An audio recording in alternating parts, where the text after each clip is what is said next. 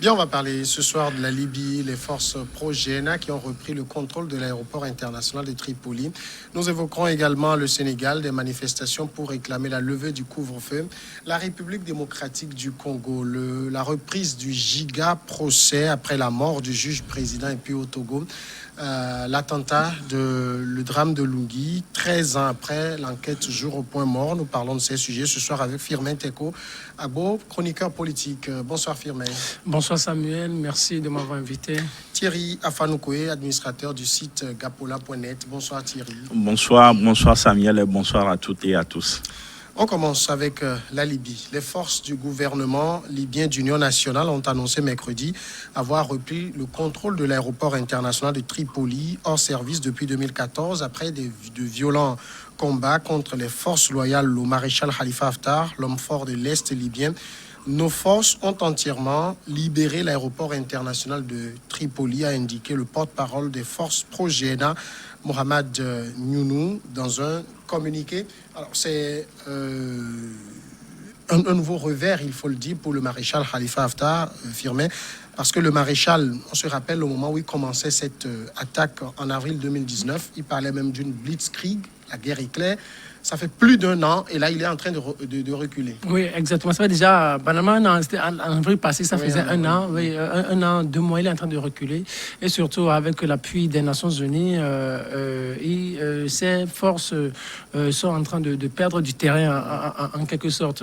L'aéroport qui est mis hors service depuis 2014 et que lui, il a repris, dont il a repris le contrôle en 2019, n'est plus sous son commandement. C'est une perte. Maintenant, on est en train de le repousser jusqu'à l'ouest.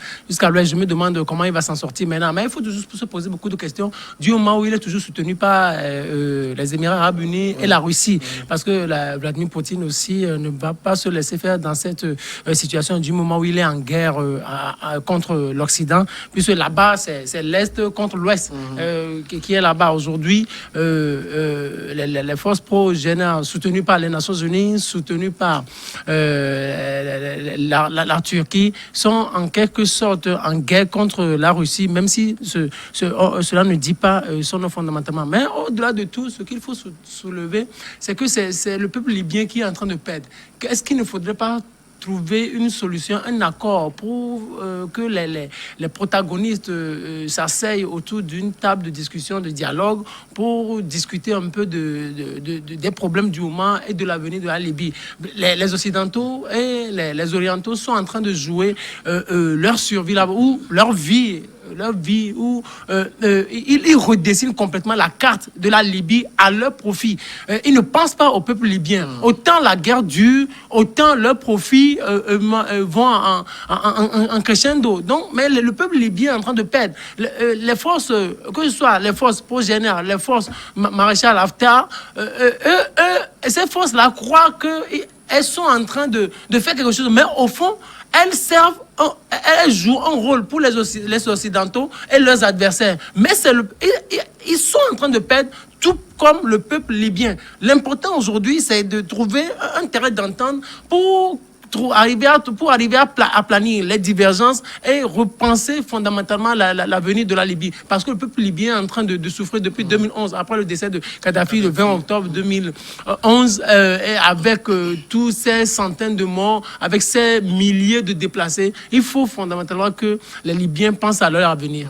Alors ici, on a vu, on sait que le maréchal Khalifa Haftar a le soutien de l'Arabie Saoudite, de l'Égypte, de la Russie.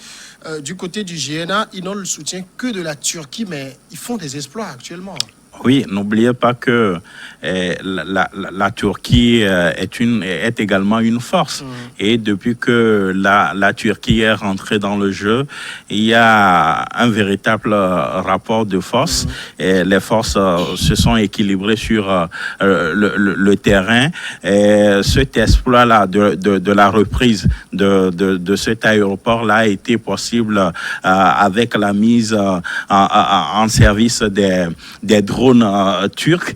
Donc vous comprenez que le maréchal ne peut et ses troupes ne peuvent que reculer et c'est une bonne chose pour le GNA qui, je me dis, doit profiter de cette situation-là pour se redéployer davantage sur le terrain. Firmin l'a si bien dit, ce qui se joue aujourd'hui en Libye ce n'est pas forcément l'intérêt des Libyens qui est en jeu, mais c'est l'intérêt des Occidentaux qui se joue. Vous savez que le sous-sol libyen regorge d'énormes richesses. Donc, les uns et les autres, les forces occidentales veulent se positionner afin de bénéficier de ces ressources-là. Maintenant, les Libyens eux-mêmes doivent prendre conscience, surtout le maréchal Khalifa Haftar doit se demander à quoi il joue au juste, parce que là, il n'est plus là pour l'intérêt libyen, mais il est là pour l'intérêt des Occidentaux. Et cela, c'est dangereux. C'est ce que Kadhafi a toujours combattu. C'est ça, d'ailleurs, qui lui a coûté la vie. Et il ne voulait pas que les ressources du sous-sol libyen soient à la disposition ou bien à la merci des Occidentaux. Et il a combattu tout cela tout au long de sa vie ici-bas. Mais voilà qu'il n'est pas là. On voit qu'on est en train de brader les ressources du sous-sol libyen. Et je crois qu'il y a eu plusieurs dialogues. Si ça n'aboutit pas, c'est parce que les Libyens se laissent manipuler par la communauté internationale. Je me demande s'il n'y a pas de voix autorisée, que ça soit religieux ou je ne sais pas, qui pourrait se rassembler les Libyens eux-mêmes autour d'une même table, se parler, se comprendre pour que ce pays-là, on puisse mettre fin à cette guerre-là. Sinon, si ça ne se fait pas, on ira dans l'isement Alors Thierry le rappelait, la Turquie c'est aussi une puissance, mais la puissance turque par rapport à la puissance russe, il n'y a pas match comme disent les Ivoiriens. Comment comprendre que les Russes sont du côté de Khalifa Haftar, mais ne sont pas véritablement engagés? Non, les Russes, il faut voir, il faut retourner un peu à l'origine. Au départ, la manière dont les Sarkozy avaient défini la carte de la Libye. C'est Sarkozy qui était allé avec les Nations Unies, le Conseil de sécurité. À l'époque, il y avait la Grande-Bretagne, il y avait la France. Il les avait menti, bien sûr. Oui, oui, bien sûr. Et il les avait enrôlés tous. Donc, à l'époque, il n'y avait pas les Orientaux, il n'y avait pas les Russes, il n'y avait pas les Turcs à l'époque. Donc, ces forces-là, déjà, sont coalisés et sont devenus une véritable force. Donc la Russie n'est venue qu'en dernière position. Et on peut dire aussi que la Russie ne maîtrise pas encore fondamentalement la Libye. Quand on parle des Nations Unies, les Nations Unies sont là depuis 2011 ou depuis 2010, depuis février. Depuis que la révolution libyenne a commencé en février 2011, au départ, c'était en Tunisie, n'est-ce pas? En Tunisie, le 10 décembre, avec ce jeune qui s'est immolé, Mohamed Bouazizi. Et en février, la Libye a pris. Donc, la France a tout fait pour amener à ses côtés toutes ces puissances-là, excepté la Russie à l'époque. C'est tout dernièrement que la Russie s'est prononcée et s'est véritablement engagée. Pour le moment, ceux-là qui maîtrisent la Libye, ce sont les Occidentaux. Ils maîtrisent la Libye. Oui, mais sauf que si vous voyez aujourd'hui l'attitude de Paris, vous sentez qu'elle a été un peu écartée du jeu. La Libye se trouve maintenant entre Turcs et Russes. Oui, non, moi je pense que... C'est vrai que les États-Unis essayent de se repositionner, mais ils viennent, j'allais dire, ils font des pas très prudents. Oui, non, moi, vous savez, c'est les analyses que beaucoup font, mais sauf que moi je ne suis pas trop d'accord parce que, en réalité, les Turcs et les Russes, c'est parce qu'ils sont les nouveaux venus qu'on en parle. Ceux-là qui sont là, en dessous, qui sont dans les coulisses, qui jouent véritablement le jeu ou qui tirent les ficelles, mais ce sont les Occidentaux. On ne nous dira pas aujourd'hui que les Français se sont fortement repliés et qu'ils n'ont plus rien à voir avec la Libye. Parce que c'est un contrat à durée indéterminée qu'ils ont signé entre guillemets avec Kadhafi. Regardez comment ça a commencé. Sarkozy qui était ministre de l'Intérieur en 2004, qui vient voir Kadhafi à l'époque pour préparer son éventuelle candidature à la présidentielle française en 2007. Il part et en 2007, il envoie sa femme à l'époque voir Kadhafi, Cécilia Sarkozy, pour reprendre, pour libérer les otages, les infirmières bulgares. Et après, toujours en décembre 2007, il reçoit Kadhafi. Et 4 ans après, la guerre commence. Pourquoi? Parce que Sarkozy dit maintenant, il faut reprendre c'est-à-dire il faut retourner à ses arrière-pensées fondamentales. Parce qu'il faut de gros contrats, le pétrole, les biens, il faut le prendre de façon considérable. Et à lui se sont reliés l'Italie, la Grande-Bretagne, les États-Unis et d'autres puissances dont on ne connaît pas le nom. Maintenant, ces puissances sont là. Elles n'ont pas encore quitté, même si elles ne se prononcent pas. Elles sont toujours là jusqu'à présent. Mais la Russie et la Turquie se sont dit, mais s'il y a un gâteau là, que les gens se partagent, pourquoi ne pas tenter aussi? Et la Russie aussi s'est positionnée du côté de Haftar. Mais la Turquie se dit, mais la position qui gagne, les gagnants, c'est qui? C'est les Occidentaux. Donc moi, je me rends du côté des Occidentaux. Sinon, fondamentalement, si ça devait être une guerre entre Russie et Turquie, il n'y aurait pas match fondamentalement. Il n'y aurait pas match, forcément. Oui, Thierry. Vous savez, aujourd'hui, la France fait un peu profil bas dans cette histoire de la Libye, tout simplement parce qu'elle est sur d'autres fronts. Il y a le Niger, il y a le Mali. Et donc, mais en termes d'enjeux, la Libye représente plus que le Niger. Bon, c'est vrai qu'au Mali, moi, je ne pense pas que la France se soit retirée. Aussi, non, je ne dis pas qu'elle s'est retirée, mais je dis qu'elle a fait profil bas. Et pour la simple raison aussi parce que son jeu a été découvert. Vous avez suivi après, les proches de Kadhafi ont commencé par glisser des dossiers à la presse, et la presse faisait le relais du rôle qu'avait joué Sarkozy, la France, avec Mediapart, tout ce que Mediapart publie. Cela fait que tout le monde s'est rendu compte que c'était un complot ourdi contre Kadhafi. Donc, du coup, la France a commencé, surtout avec l'actuel président Macron, a commencé par faire profil bas dans cette histoire-là. Et puis, il y a l'effet de l'immigration. Vous voyez que beaucoup de migrants de ces Africains-là passent par les eaux de la Libye pour atterrir en Europe. Donc, la France, au niveau de l'Union européenne, a été aussi critiquée par rapport à tout ce qui a été fait. Vous avez vu les Américains, eux aussi, ils se sont retirés un tout petit peu juste après le complot ou l'attentat contre leur diplomate avec les décès. En 2012. Voilà, et cela d'ailleurs a coûté à Hillary Clinton au poste de secrétaire. Donc, vous voyez, c'est parce que les autres là font profil bas et la Russie dit, mais tiens, c'est le moment de jouer ma carte, et la Russie a repris le contrôle de la chose. Mais ne perdez pas de vue que les premiers soutiens du maréchal Haftar, c'est et la France et les Américains.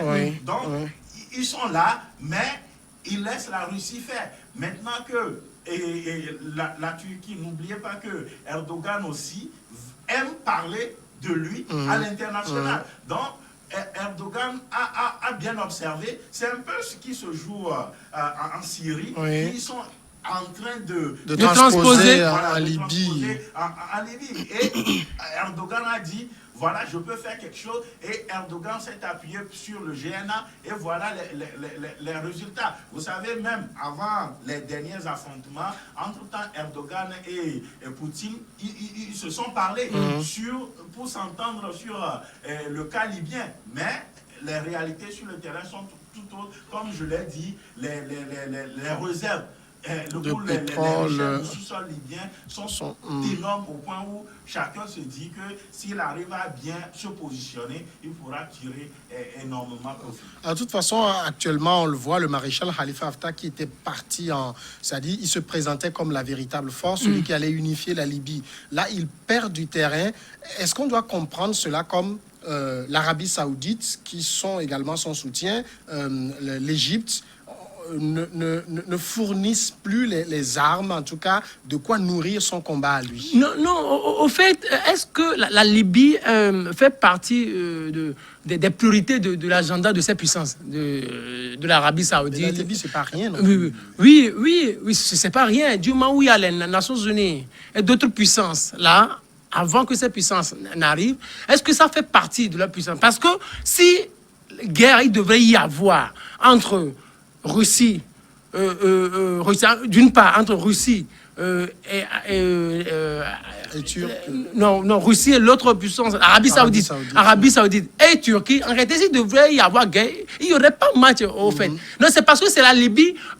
C'est pour cela que je dis, il y a des choses qu'on ne dit pas. Forcément. Il y a des choses qu'on ne dit pas. Parce que s'il devait y avoir affrontement véritablement, peut-être le maréchal Haftar ne devrait pas ou ne pourrait pas perdre du terrain jusqu'à ce que arrive à perdre le contrôle de l'aéroport. C'est parce que des puissances se disent pour ce combat, on ne s'y mêle pas forcément, donc on laisse jouer, le temps nous en dira. La Russie, c'est maintenant, elle est en train de faire son expérience, de vivre son expérience, d'expérimenter un certain nombre de choses en Libye. Elle ne voudrait pas trop forcer la chose. N'oubliez pas que la Centrafrique aussi est là. La Russie aussi voudrait jouer. La Centrafrique est là. La Russie aussi voudrait jouer à ce niveau. La Russie est en train de voir comment maîtriser un peu l'Afrique, comment arriver à conquérir fondamentalement le marché africain. C'est maintenant la Russie en train de faire son expérience. Il faut reconnaître aussi qu'il y a des choses qui lui échappent.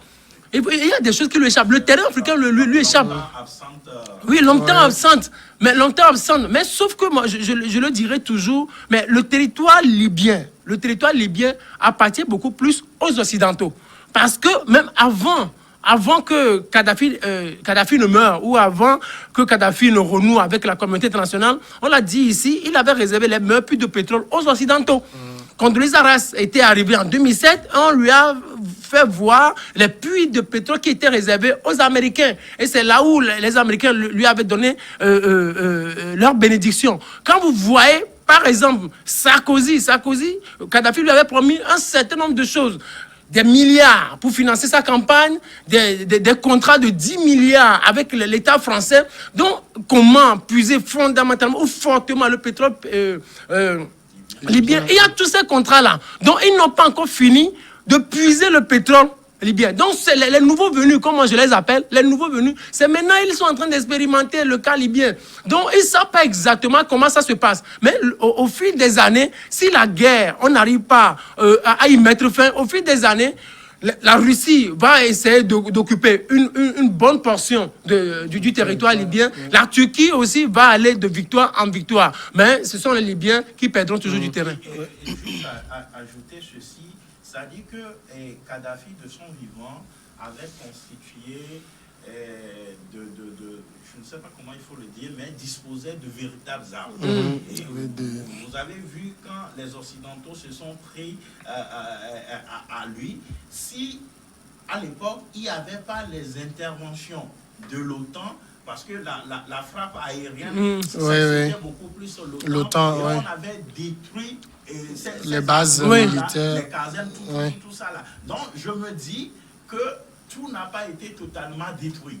C'est-à-dire que si c'est que on donnait beaucoup plus et la possibilité aux forces du GNA, en principe, ces forces devraient venir à bout des forces du maréchal Haftar. Et puis, à un moment donné, je me dis que le maréchal Haftar n'arrive plus à mobiliser ses troupes. Parce qu'il a tellement fait des annonces. À l'époque, quand il attaquait la Libye, il disait que, Fimel a si bien rappelé, que ça va se perdre en très peu de temps. Voilà.